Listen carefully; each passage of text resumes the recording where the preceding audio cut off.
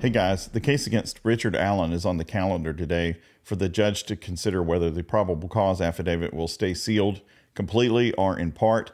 That's an unusual step to have that confidential from the public, and at least until the other day, confidential from Allen and his appointed attorney. But they have seen it now. And that leads to a development in this case, which is Allen's attorney has filed a motion with the court saying, upon review of the probable cause affidavit, it does not support keeping him in pretrial confinement, that he should be allowed out on his own recognizance or on some kind of reasonable bail. So what do we draw from that? And in my legal opinion, we don't draw anything from it because of this reason. He's assumed innocent until proven guilty. There's a sealed probable cause affidavit. You shouldn't draw any inferences from that, right? We don't know if the evidence is super strong, medium, or very weak. Because we don't know what's in the affidavit. And the idea that they sealed the affidavit because they had weak evidence, to me, is not a good explanation for that. It's likely because of what they actually said, which is they consider the investigation to be ongoing. So for that reason, whether someone else was involved in it or whatever, that's why they sealed it. Whether they have strong evidence or not, they convinced the judge that they had enough evidence to put him in jail. That's what the probable cause affidavit was for. So I wouldn't go too far in thinking, well, they have a great case or not a great case against him over things that you can't see, because that's pure speculation, and the reasons for that can vary.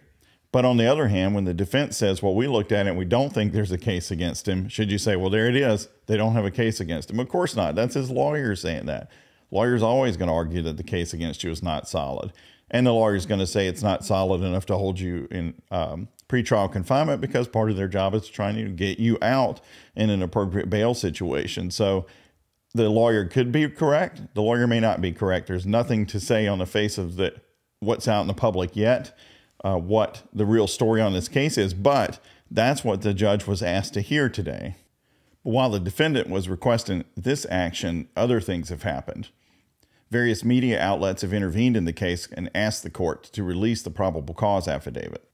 Now, on the other end of the stick, the state attorney has asked the court to put in a pretty extraordinary gag order on various parties. Let me read you what the state is asking for.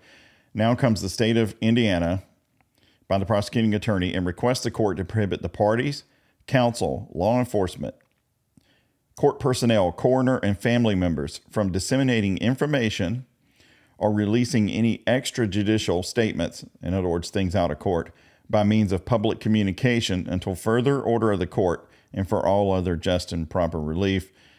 That's the standard language. But basically speaking, a pretty significant gag order is what the state's attorney is asking for on a range of people, including the families in this case. The state is making the case in their motion that the extensive media publicity combined with the content of the statements being made, which they say are not always accurate, those things together with just the general release of evidence could make it impossible for this person, Richard Allen, to receive a fair trial, a fair jury. Yeah, I don't know about that. So that means in any media case, you can't release any evidence, and this person just rots in prison over the theory of a fair jury. That seems like a tough mountain for the government to climb, in my opinion. The public is supposed to know why people are in jail in general measures.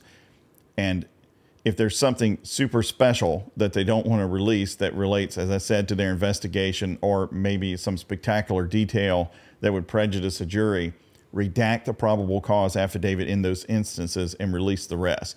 Wholesale sealing of all evidence seems to be an overly broad remedy for what they're talking about here. But not only that, they're asking that everybody be gagged on it. So the judge has decided to take the question of whether to unseal the probable cause affidavit under advisement, which means she will issue an order later.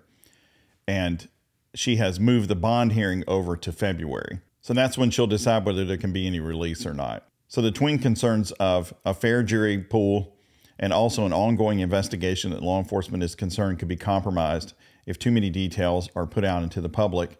The judge has to weigh those against the normal right for the public to know why somebody is in prison and what's going on with criminal proceedings. The government is supposed to be held to account for that. The community has a right to information as well. She will weigh those things and she'll issue a decision. She could release everything. She could sustain the government's position. Of course, she could say, I want to release certain materials out of this. I will give you the opportunity to tell me what is most important to you that you would like redacted at this point, and maybe we could come to somewhere in the middle. That could happen too. We'll just have to wait and see. No answers yet. Thanks.